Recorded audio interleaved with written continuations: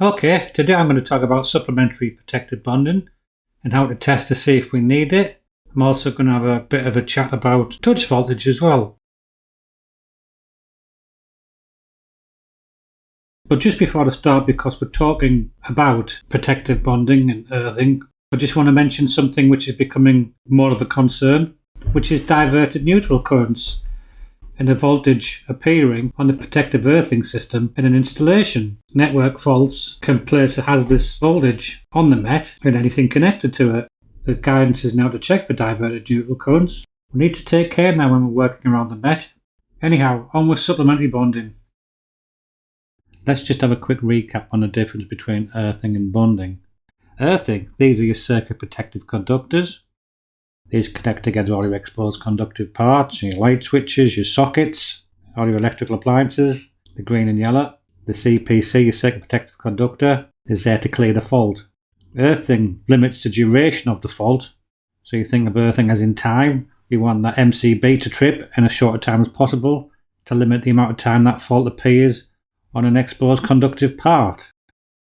So circuit protective conductors clear the fault, limit the duration of the fault. Bonding is different. Your bonding, your supplementary bonding, and your main protective bonding, that limits the touch voltage. You're connecting together either extraneous conductive parts with your main protective bonding, or extraneous conductive parts and exposed conductive parts with your supplementary bonding. You may still get a voltage on your exposed or extraneous conductive parts, but the point is, they're all at the same potential. You've created an equipotential zone, so therefore you won't have a potential difference between the 2 points, and touch voltages will decrease. So extraneous conductive parts are connected to the MET with main protective bonding conductors. Exposed conductive parts are connected to the MET with circuit protective conductors. And extraneous conductive parts and exposed conductive parts are connected together with supplementary bonding conductors. So what is supplementary protective bonding? It's when you connect together simultaneously accessible exposed conductive parts and extraneous conductive parts, so you prevent a hazardous potential difference from occurring between the 2 parts. So you'll connect them together with a cable. Connected together, they can't rise to a different potential from each other. So we want all our conductive parts in the installation to be at 0 volts, but there could be a fault situation, where something is at a raised voltage. You don't want to be in between 2 different voltages. So this chap here can touch A and B. They're both at 0 volts. That's perfect. That's what we want. So I imagine it like a seesaw. We have the ball in the middle of the seesaw. When it's level, both at 0 volts, that ball's not going to move. And it's the same as well if both points were at 230 volts. That ball's in the middle of the seesaw. It's level. There's no difference. So nothing's going to move. Nothing's going to flow. You've got no potential difference. You won't get a volt drop and you won't get any current flow. Now here we can see the seesaw's tilted slightly. There's 50 volts on one end and 0 volts on the other. So that ball is going to start moving. If the seesaw's got 230 volts on one end and 0 volts on the other, and in this case you're going to have mains voltage flowing from A to B. But 50 volts is a maximum acceptable touch voltage under a fault condition. You don't want any more than 50 volts.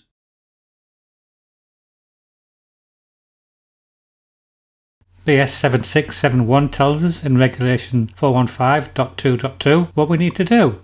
So the resistance R between simultaneously accessible exposed conductive parts and extraneous conductive parts shall fulfill the following condition. In AC systems, resistance should be less than or equal to 50 volts divided by IA. So IA is the operating current in amps of the protective device, or for RCDs, it's I delta N, which is its rated current in milliamps. So in this example, we're in a bathroom, which is a special location, and we have the exposed conductive part, which is an electric towel rail, and we have an extraneous conductive part, which is the copper pipework on the taps. And these 2 parts are simultaneously accessible, which is important.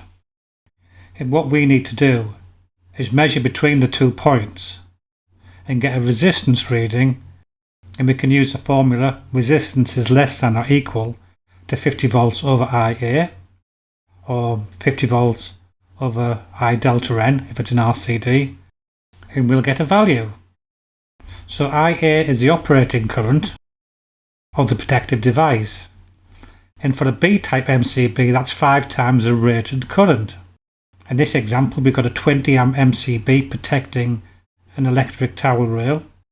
So the IA of the protective device will be 5 times 20 amps, which is 100. So we divide 50 by 100, and that'll give us 0.5 ohms. And when we test between the exposed conductive part and the extraneous conductive part, we want to get less than or equal to 0.5 ohms. If we get that, we don't need to add supplementary bonding, but if it's higher than 0.5 ohms, we have to add supplementary protective bonding. So we have some values, don't we? We know that we have to have no more than 50 volts, so we have 50 volts as our voltage, and we know that 100 amps will operate the protective device in the required time. So with Ohm's law, 50 divided by 100 will give us 0.5, so 0.5 ohm an ohm. So that's the maximum resistance we need between the exposed and extraneous conductive part. Any more than that, we need to add supplementary protective bonding because the touch voltage will increase. So they basically say that if you've got 100 amps flowing through a resistance of 0.5 ohms, the voltage can only be 50 volts. I have a slight problem with this though, because when I do touch voltage calculations, I often get a touch voltage greater than 50 volts, and that's with the resistance reading required by the formula. Touch voltage is confusing and can be very complicated. I'm still working on my understanding of it.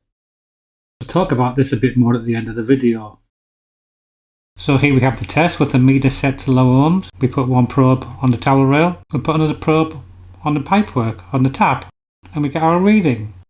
And we need to be less than 0.5 ohms in this particular set of circumstances. If we have the additional protection of an RCD, we use the current of the RCD, which is 30 milliamps or 0.03 amps in our equation.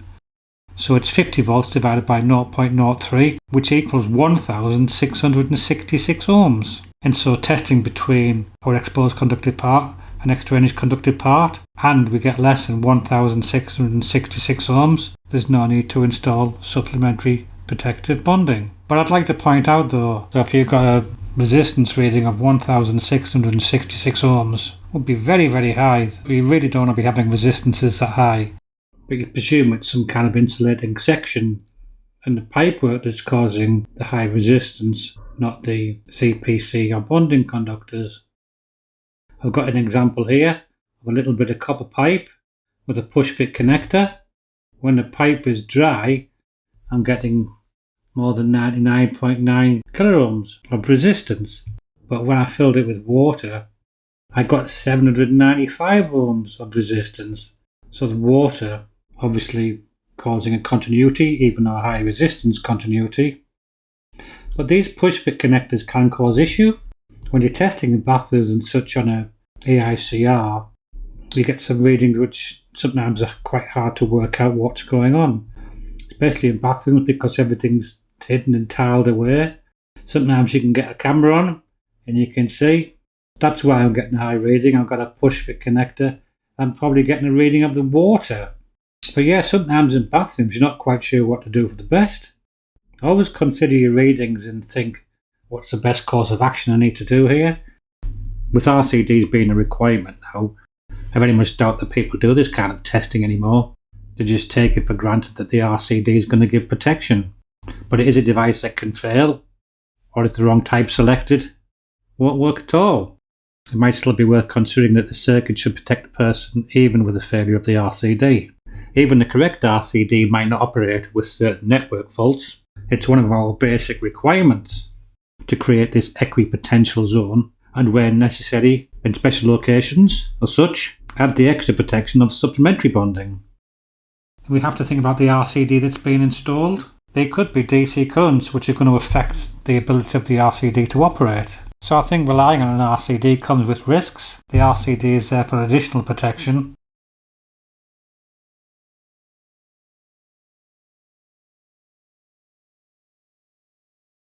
So the resistance between the two parts will depend on the IA of the protective device. A bathroom might have several circuits. You could have a lighting circuit, the towel rail circuit, have an electric shower. The lighting circuit, that would be 30 amps, 5 times 6, 30 amps. You would need a resistance between the 2 points of 1.66 ohms. As we've seen with the 20 amp, it's 0.5. We've got a 40 amp MCB, that's 200 amps, that would be 0.25. So the resistance does change. Now which protective device do you go with? You always go with the highest one. So in this case, if you would go with the B40, you would go with the 40 amp MCB, and you need a resistance between the exposed and extraneous conductive parts of 0.25 ohms. Always go for the highest MCB. The regs tell us when supplementary protective bonding can be omitted. You have to meet these 3 conditions. All the final circuits of the location comply with requirements for automatic disconnection. All final circuits of the location have additional protection by means of an RCD, and all extraneous conductive parts of the location are effectively connected to the protective equipotential bonding according to regulation 411.3.1.2. If all those 3 things are in place, it says you don't have to bother with supplementary bonding, but I still think it's something that you should consider installing.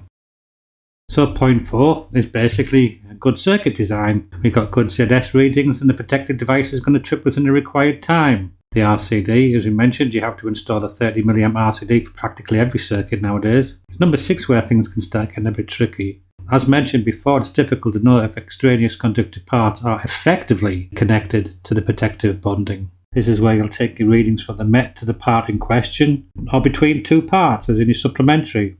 You've got to do good testing here, remove parallel paths with the installation isolated, you check for diverted neutral currents, disconnect your bonds and check the continuity, make sure you've got good readings. Obviously if you disconnect anything, put it back nice and tight, and then consider your readings and see if they're acceptable. We also need to be careful that we don't overbond because we could introduce a fault. That could be a fault on the installation that we import into something in the bathroom. You could have a metal stand for your towels. That's not introducing any potential. And if you bonded onto that, if there was a fault, there would become a voltage on that towel stand. Or there could be a problem in the straight, which introduces a fault onto the extraneous conductive parts, which will appear on the MET and everything connected to the MET. And if you've connected a non-extraneous conductive part back to the MET ultimately, it could become live. But you wouldn't bond things like window frames, would you? You wouldn't bond your doorknobs.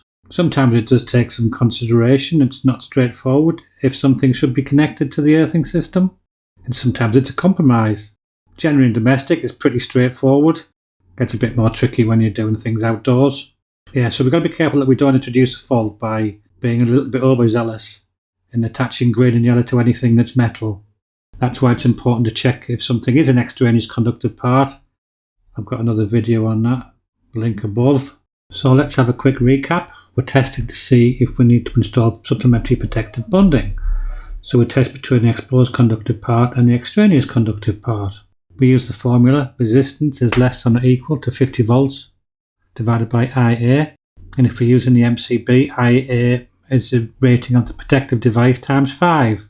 When you've got several circuits in the location, you use the highest value MCB. In this case, it's an electric shower, 40 amp. So 5 times 40 is 200. So we divide 50 volts by 200. And that gives us a resistance of 0.25 ohms. And testing between the exposed and extraneous conductive parts, if we get less than 0.25 ohms, we do not have to add supplementary bonding. If we get more, we do. And if we have an RCD, we use I delta N instead of IA, and that's 0.03 for a 30 mA RCD, and that gives us a resistance of 1666. And again, if you test between the exposed and extraneous conductive parts, if you've got a reading greater than 1666, you have to install supplementary bonding. If you get a reading of less than that, you don't have to add supplementary bonding. So the 1666 ohms reading does concern me. So any reading like that, I'd want to do some further investigation. And if you do have to add supplementary bonding, the protective conductors of all power and lighting points within the zones must be supplementary bonded to all extraneous conductive parts in the zones, including metal waste, water and central heating pipes. And don't forget, circuit protective conductors may be used as supplementary bonding conductors. And you should also run supplementary bonding conductors to circuits supplying Class 2 equipment, in case at some point that Class 2 is changed to Class 1 equipment during the lifetime of the installation, and so you have a supplementary bonding connection there should it be needed in the future. And make yourself very familiar with Regulation 701.415.2, especially clauses 4, 5 and 6, which tells you what you need to have in place for supplementary bonding to be emitted. Okay, you as the designer can choose what level of protection you think you need in this special location. Do you want to design to 30 milliamps, or would you prefer to design to 10 milliamps or 5 milliamps? We can make these decisions. Let's do a bit of touch voltage. So here we've got our external supply. We've got our R1 and our R2. This is the supply to an appliance which has got a fault. We've got our extraneous conductive part. This is the maths. This is the long route round where we're calculating our ZS. This formula can be simplified, but this is the full workings out. As you can see, we're working out our R1s and R2s. So we're getting our ZE plus R1 plus R2. That'll give you your ZS. That's what we're finding out. And this will give us our touch voltage between the exposed and extraneous conductive part. This is all taken from Paul Cook's commentary on the wiring regulations. Excellent book. This is from the 17th edition. I don't know if they're going to update it to the 18th. Hope so. Anyhow, so from the sums here, I calculated it to be 78.4 volts. So touch voltage will be 78.4 volts. It says 79 in the book, but we'll allow a bit for my dodgy maths.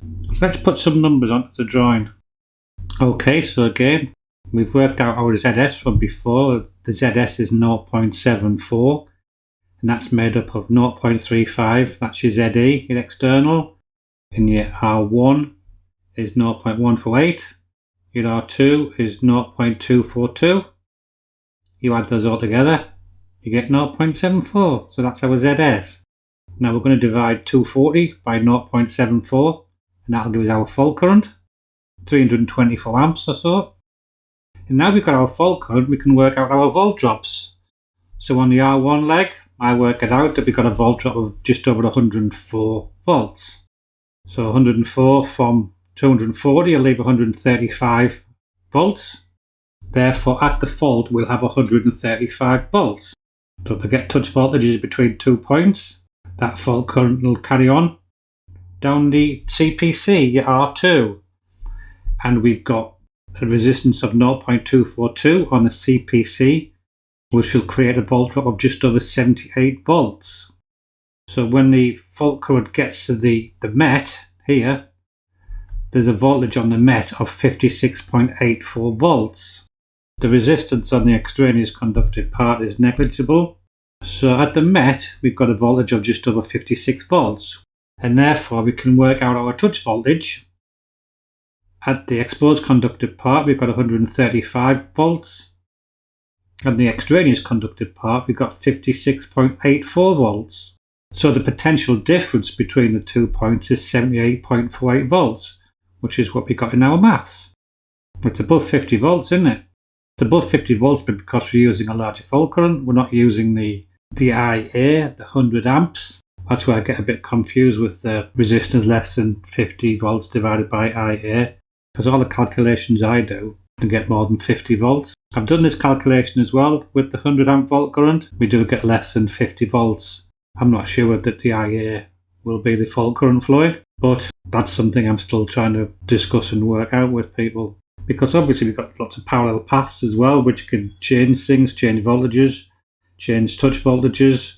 You could have lots of extraneous conductive parts which may be acting as earth electrodes, your water pipes, your gas pipes and stuff, so touch voltage can get very complicated to work out. You can see here where the supplementary bonding would be. If there was a connection there, we would bypass the R2, wouldn't we, for the touch voltage. So we wouldn't have that volt drop. We wouldn't have such a big volt drop of 78 volts. The voltage that would appear on the extraneous conductive part would be higher, which sounds strange to say, But we want that equal potential, don't we? So the potential difference between the exposed conductive part and the extraneous conductive part will be less, won't it? You haven't got the volt drop to the met, and it's that volt drop which creates the potential difference onto the exposed conductive part. It'll be negligible resistance in your supplementary bonding conductor to a short length of conductor, so you won't have so much volt drop, and so the voltage on the extraneous conductive part will be closer to the voltage at the fault on the exposed conductive part. Your volt drop will be less between the 2 points, and your touch voltage will be less between the 2 points. So you can quite clearly see there the benefit of supplementary bonding in reducing touch voltages. And here's what happens if the resistance is above 0.5. You can see on the R2 here, I've made it 0.75 just as an example. And our touch voltage has gone up. And you can also see there the touch voltage curve. You can compare the voltage to the disconnection time and see if you're in a safe area.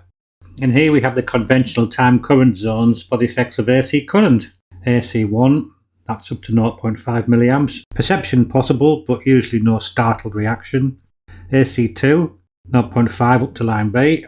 Perception and involuntary muscle contractions, but no harmful electrical physiological effects. AC3, line B and above. Strong involuntary muscle contractions, difficulty in breathing, reversible disturbances of heart function, immobilization may occur, effects increasing with current magnitude, usually no organic damage to be expected. AC4, which is above curve C1, pathophysiological effects may occur, such as cardiac arrest, burns, and other damage. And so the current flowing and the length of time that current flows is what's important in preventing electric shock. That's why we need to keep our touch voltages down. That's why we need the detective device to trip in a very quick time. And you can actually plot this on these graphs and see where you are. Even with a 30 milliamp RCD, it's starting to get hazardous to health. That's why, as mentioned before, people design their circuits, they design them to 10 or 5 milliamps. So anyway, I'll try and do something proper on touch voltage when I get to grips with it completely. But thanks for watching. I appreciate it.